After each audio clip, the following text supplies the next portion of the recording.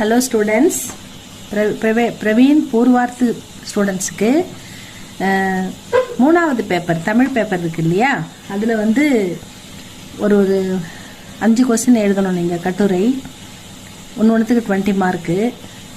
ஏதாவது ஒரு பிரிவில் 2ம் இன்னொரு பிரிவில் 3ம் எழுதணும்.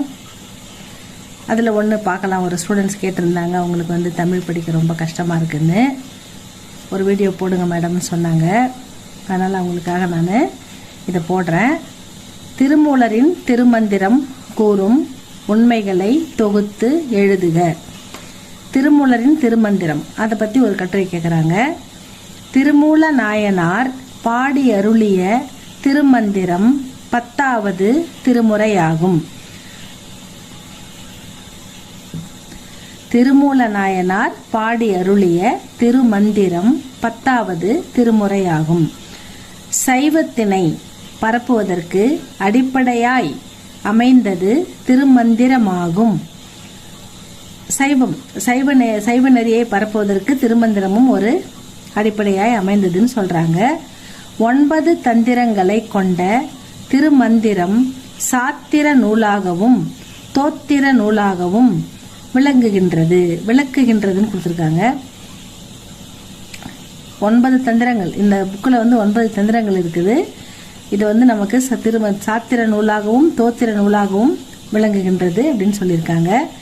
சிவயோகியார் அகத்தியரை காண பொதியமலை நோக்கி புறப்பட்டார். அகத்தியரை போய் பார்க்கணுன்றதுக்காக அவர் பொதிகமலை நோக்கி, பொதிகமலையில தான் அகத்தியர் இருக்காருன்னு தெரிஞ்சுக்கிட்டு அவர் பார்க்க போறாரு.